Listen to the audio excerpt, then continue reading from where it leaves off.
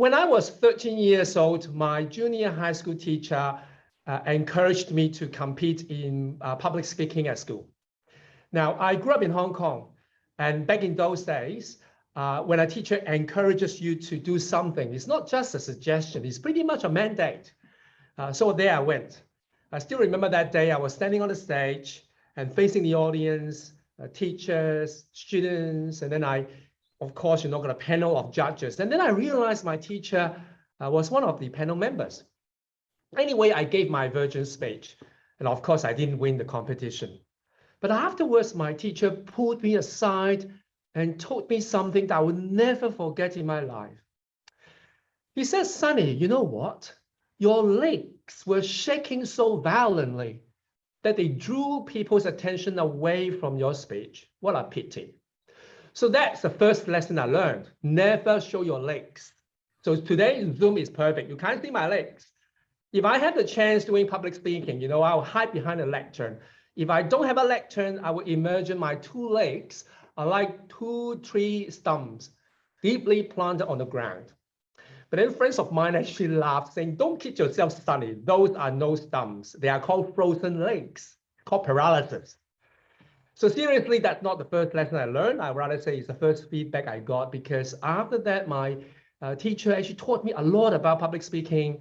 And the very first lesson he taught me was this: whenever you engage a topic, the very first thing you need to do is to define the key words in the topic, because to different people, they could mean very different things. So today we have a topic about discipleship. And for once, I'm not going to follow my teacher's advice. Instead of giving you my definition, I want to share with you my first impression about the word discipleship. So just bear with me. I'm going to share screen with all of you. Now, I became a Christian first year uni, around last year high school, first year uni. And I remember there was once that a friend of mine, also my classmate, said, "Hey, Sonny, you want to join me? I'm going to go to a camp called the Discipleship Camp, run by a campus Christian group." And I thought, well, camp, that's fun. Why not? So I went to the camp with him. Well, the very first experience I had was every single morning, all of us had to wake up at 7 o'clock.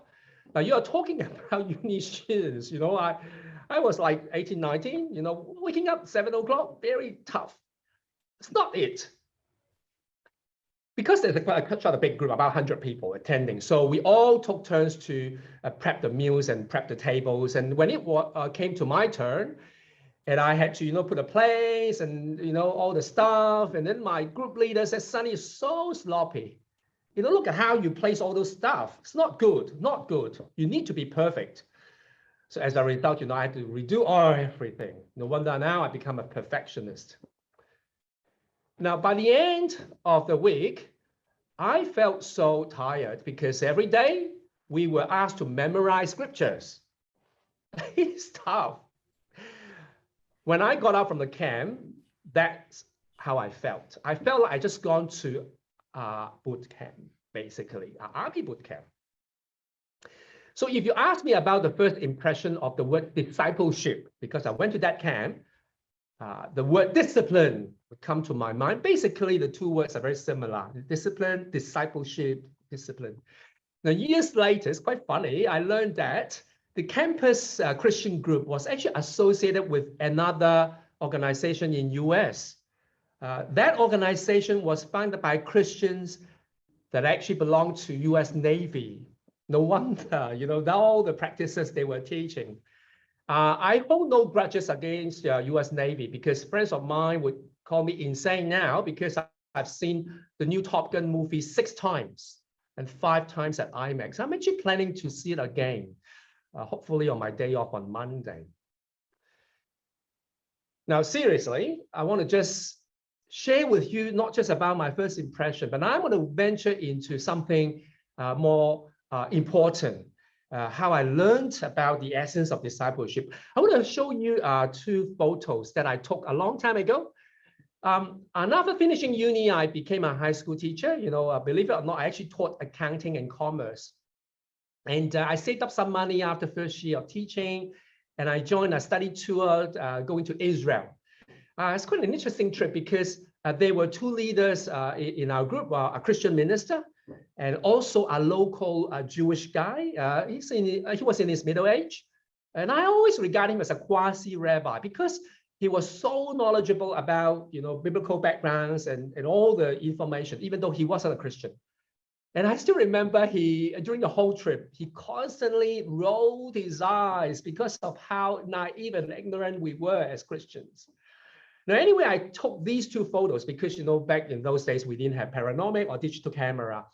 So I was actually taking a photo in Lake Galilee. Now, I'll show you the location. Now, this is Lake Galilee, a satellite picture. It's like a heart. And the triangle would show you where I took these two photos. We were leaving the northern shore. And when I was taking these pictures, the two guys, Christian minister and that I call rabbi, pointed to one particular area, the left side. You see that? Now, because it's old photo, it's not very clear. So I downloaded a few photos from the internet. Let me show you another one. This is quite a beautiful one. Not so sure it's sunset or sunrise. So that cliff. Another one taken from a different angle. I think it's north west likely. So I used an arrow to point to that cliff. And I actually found another close-up here. Now, why they pointed their fingers towards that particular cliff? Because according to church tradition, that is the location where the Gospel of Matthew ends. And after the resurrection, Jesus called his disciples, and then he gives them what a lot of Christians today would call the Great Commission. And Jesus came and said to them, "All authority in heaven and on earth has been given to me. Go therefore and make disciples of all nations, baptizing them in the name of the Father and of the Son and of the Holy Spirit, and teaching them to obey everything that I've commanded you. And remember, I am with you always to the end of the age." Now, in my 4th year at the seminary, I was learning advanced Greek grammar, and my professor said this is one of the best, if not the best passages in the whole New Testament that he could use to test students' level of understanding Greek grammar. Because first year, second year, third year, or 4th year students, they all have very different understanding. So today I want to spend the rest of the time to share with you what I've learned about this interesting passage from, of course, New Testament Greek point of view. So before I start, I just want to share with you something, the background about Matthew. A number of you would know that, but I think it's important to have a brief kind of overview about Matthew. Now, in New Testament scholarship, today, many scholars commonly believe that, the first audience of the gospel were actually people from Jewish community. For example, if you look at the very beginning part of the book of Matthew, you will see it's about the genealogy, a record of genealogy. And at the end of the genealogy, you have this very peculiar statement. Thus, there were 14 generations in all from Abraham to David, 14 from David to exile, and 14 from exile to the Christ. Now, if you use today's mathematical standard, you will notice it's actually wrong. It's inaccurate. Because when you list all the names, you will see from Abraham to David, only 13 generations, 14 names. And from David to exile, 14 generations, and then exile to Jesus, 13. So it's not really what it said. Why they try to emphasize the number 14, even though it's from our modern point of view, mathematically, it's not accurate. Then I have to introduce about the Hebrew letters. The ancient Hebrew letters are quite interesting. In ancient Hebrew language, they did not have characters for number, unlike we do have numbers. So what they did was they assigned letters and assigned one number to each letter, or more accurate, consonant. So you have olive equal to 1, and so on and so forth. Why 14? Because the word David actually got 3 letters, David. And you look at the numbers representing those letters combining together, and that's the number 14. So for the first audience, especially from a Jewish background, they would actually, when they listen to that reading, very likely trying to point out this, that Jesus truly is the descendant from King David, truly the king of the Jews. So that's the idea behind it. It's very Jewish. Second, I want to share with you two quick passages. You can find these two stories in all the synoptic gospel. One is Jesus calling the 12. The other one is a Canaanite woman, coming for help. But there's one unique thing about the stories. For example, these two in Matthew, unlike the other gospels, like in Mark or Luke, you have these big, very strange. For example, in calling the disciples, it has do not take a road leading to Gentiles, go rather to the lordship of the house of Israel. And then later on, when a Canaanite woman coming for help, Jesus replies it, well, I wasn't sent to you guys, was only sent to the lordship of the house of Israel. So today, the scholars would usually call a Gentile bias, exclusivism. So it's almost like, those Gentiles, we are not going there. So imagine you were the first audience at a Jewish in a Jewish community, you would be sweet to your ear. So throughout the whole Gospel of Matthew, it's very sympathetic to the cause of Jewish people, and regarding the Gentiles, like, So anyway, so that's the background I want to share with you. I hope you are still here, not Zoom that got an advantage. I had to confess, even during a lot of Zoom meetings, I doze off or daydreaming, and no one would know. So I hope you're still here. So go back to this passage then. We'll spend the rest of time to just examine this passage from a different light. A bit of background. Before that passage, the background is saying, now the 11 disciples went to Galilee, to the mountain to which Jesus had directed them. When they saw him, they worshiped him, but they doubted. And Jesus came and said to them, and then we have this very famous reading. First, there's a line called, all authority in heaven and on earth has been given to me. Now, in Greek, literally is every authority, not all, every authority in heaven and on earth. It's actually an idiomatic saying, both in ancient Greek and ancient Hebrew language. Just before the pandemic, I moved to a new apartment building. Now, for those of you who know me very well, you can see me, I'm dressing like this. This is really a work uniform. I'm really a flip-flop, kind of shorts and singlet or t-shirt kind of guy. So I remember, I'm walking down the street, I bumped into a number of Uniting Church people, none of them could recognize me, cannot recognize that. When I moved to that, my current apartment building, it's something quite strange. I find a lot of residents, they dress really well, even in the lobby area. And then multiple times, I could see when I was in my thongs and shorts and singlet, just going down to the mail room to collect mail, and people were scanning me from head to toe. Now I have to dress up a bit, this is quite inconvenient. But anyway, what is mirrorism? We do have that in English. For example, from head to toe, Sunny doesn't look good. So it's not about your head, it's not about my toe, it's about the whole person. So in heaven and on earth, both in Matthew or Genesis 1:1, remember, and when God created the heavens and the earth, it's called mirrorism, meaning everything, totality.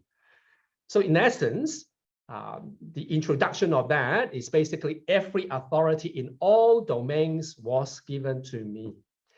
Now we come to the main part of the Great Commission, and why my professor said this is the best passage to test people's level of understanding of Greek. You look at the passage, there are multiple actions. Go, make disciples, baptize, teaching, obey, command. But you know what? There is only one main verb, one central command. All the others are not. So I want to show you what that is, but I have to explain to you a bit about Greek grammar. Now, this is really boring stuff. I hope you would brace yourself.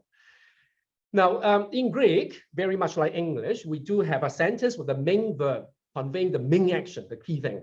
And then we have something called participles, like we can say helping verbs, auxiliary verbs, sort of giving you a bit of more information. So we do have that in English. But I think the best analogy to share with you is about cars. And I see Sandra here, from Mulgrave. A number of you would know that my first placement after ordination is actually in your turf. And I can share with you, I'm not so sure whether I should call myself a Reformed Hoon. I'm still a Hoon or whatnot. These days, whenever I bump into people from those congregations, they always ask me the first question, how many points do you still have? I love driving. I'm quite crazy about driving. And I still remember during the placement, I'm not going to share with you why. there were many Sundays or days you would come to the church, you would see a roster on the notice board to fetching elderly people from the aged care home, to the church or whatnot, or Sunday roster. And one say, to fetch, not so sure about the exact wording, our minister, Sonny Chen, because his license had been suspended. That's quite a shameful history, I have to confess to you. And so that's why, they say REV, R-E-V, it actually stood for something else during that time. It's very shameful anyway. So allow me to use cars because I love driving, and I use cars to explain to you a bit this boring grammar. So main verb is like an engine. Participles are like, like a wheel.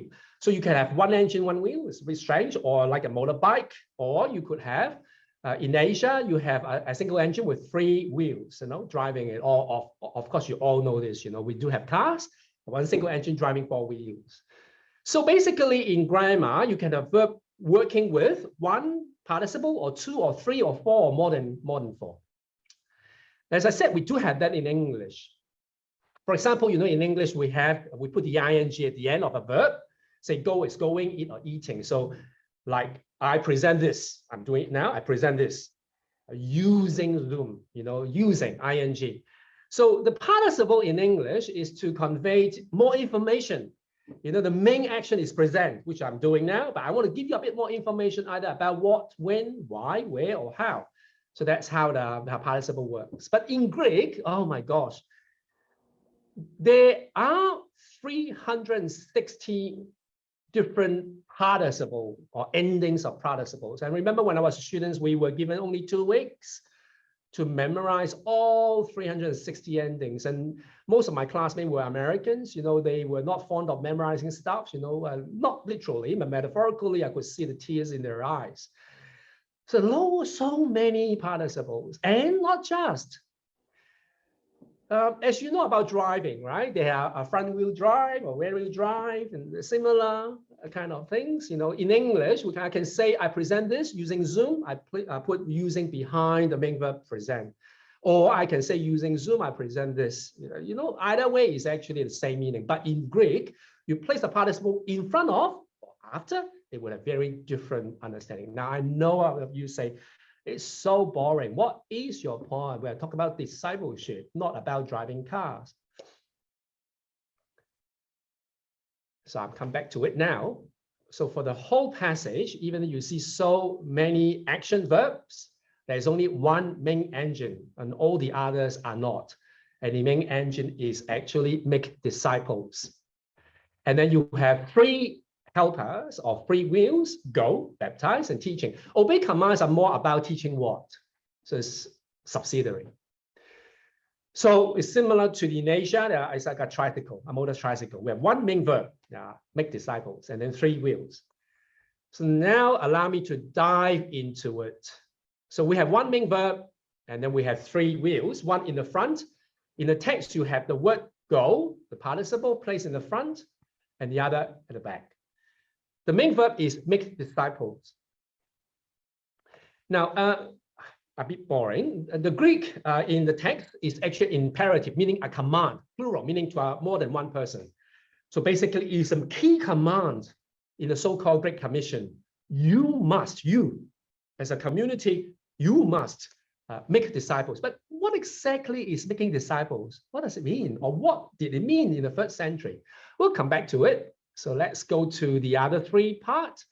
As I say, the goal that basically the participle is placed in the front, and then we have 2 action verbs, baptize and teaching, in terms of word order, placing after the main verb. So, as I said about placing the engine before and after, and then let's start with go. Now, the grammar is an aorist participle, doesn't matter. And when you have that, it's very interesting. We call it first piggybacks the main verb. Whatever the main verb, the force is, it will piggyback. So the main verb is a command. So this is also a command, but it is not a key command. So the best way to explain is a prerequisite. Make disciples is very important, but before you can do that, you must do something. Even though that's not the key command, you must do this before you could actually make disciples. That's a prerequisite. Go. Go what? So this is a good translation. First, you, plural, must go. But in order to understand go what, we come back to where they are in the story. Now the 11 disciples went to Galilee, their hometown. So I would like to paraphrase and translate it in a different way. First, you must leave your hometown, the place that you are familiar with. You want to make disciples, you have to do this first. You must leave.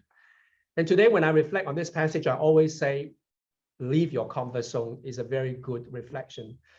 When we today talk about discipleship or make disciples, before we can even do that, we must leave our comfort zone, leave our hometown, so to speak. All right.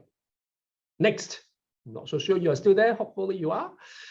Then we have two verbs. They are placed after the main verb, make disciples. One is baptize, one is teaching. And both of them, in terms of grammar, really boring stuff, they are present tense participles.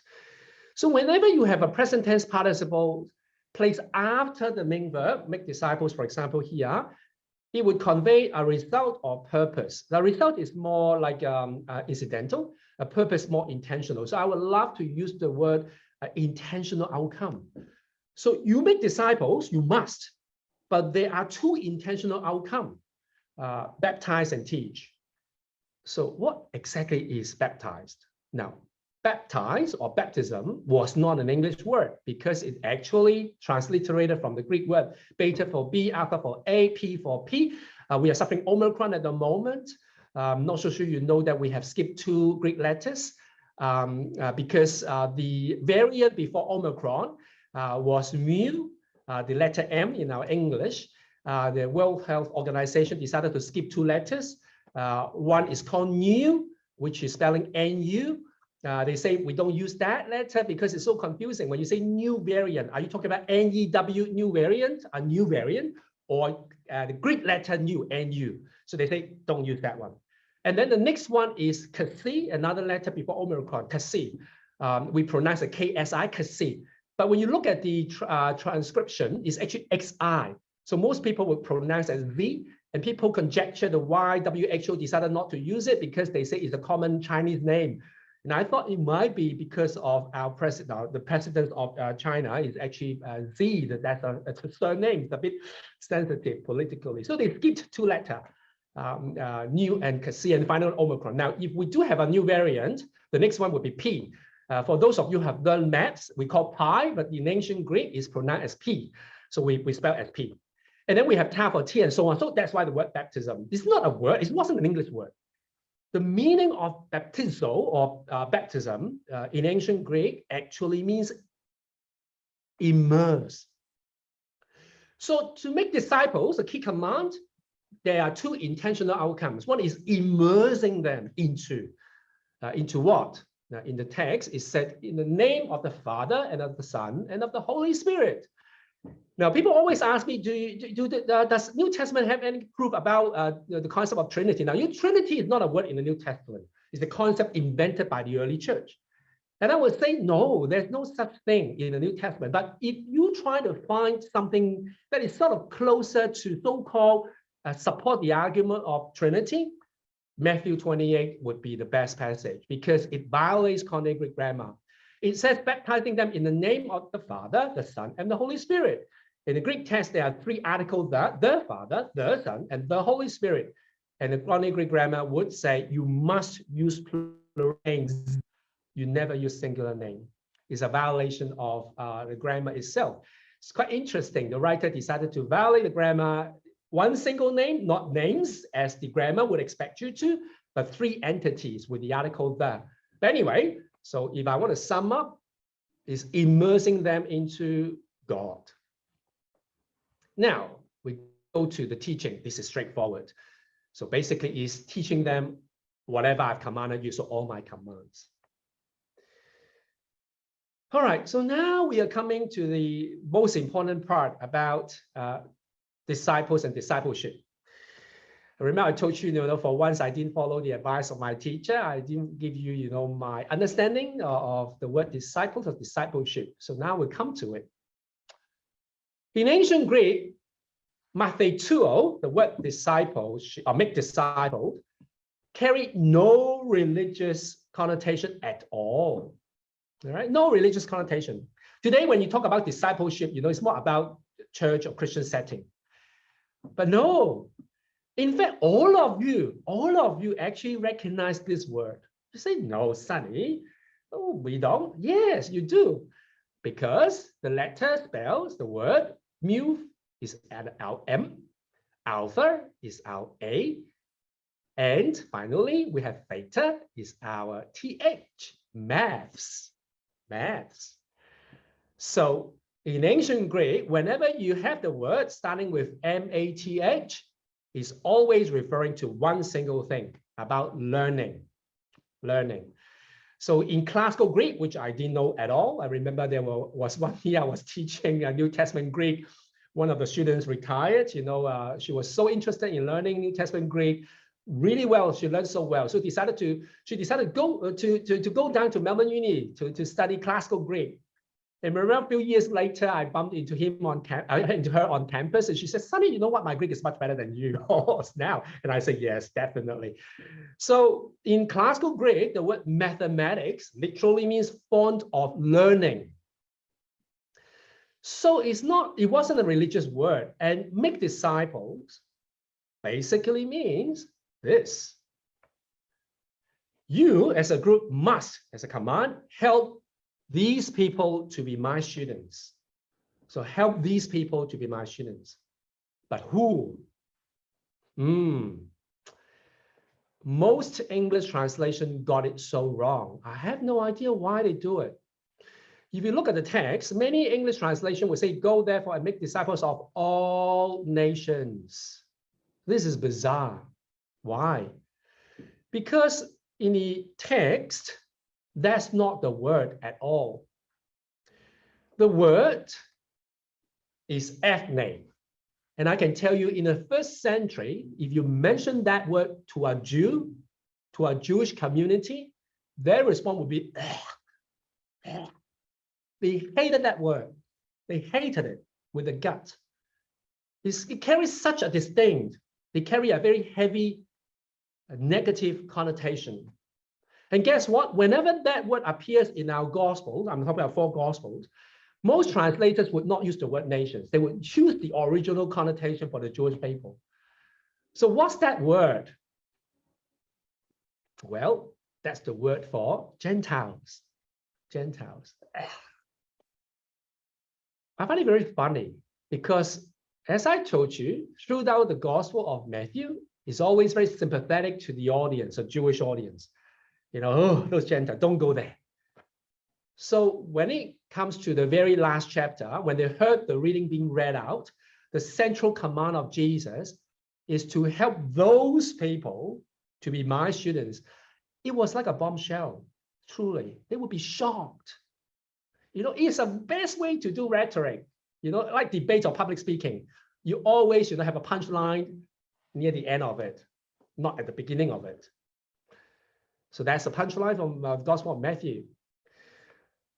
So I want to conclude by sharing with you my kind of paraphrasing or translation of the whole passage. So this is how I would paraphrase it, Matthew 28. Every authority in all domains was given to me. Therefore, first, you must leave your comfort zone. But most importantly, you must help those outsiders to become my students with the intention of immersing them into God and teaching them to keep all my commands. And behold, I am with you always to the end of the age. So if you ask me how I would define discipleship, now there are many different definitions. There's no right or wrong. I would say from the angle using Matthew 28 and using what I've learned from my teachers about Greek grammar and so on, I would say this is a very good definition about discipleship. Well, it's a far cry from what my first impression about the army boot camp or discipline. It's not. It's about helping people to become students. Now, I think that's all for my presentation. And I'll just stop sharing screen.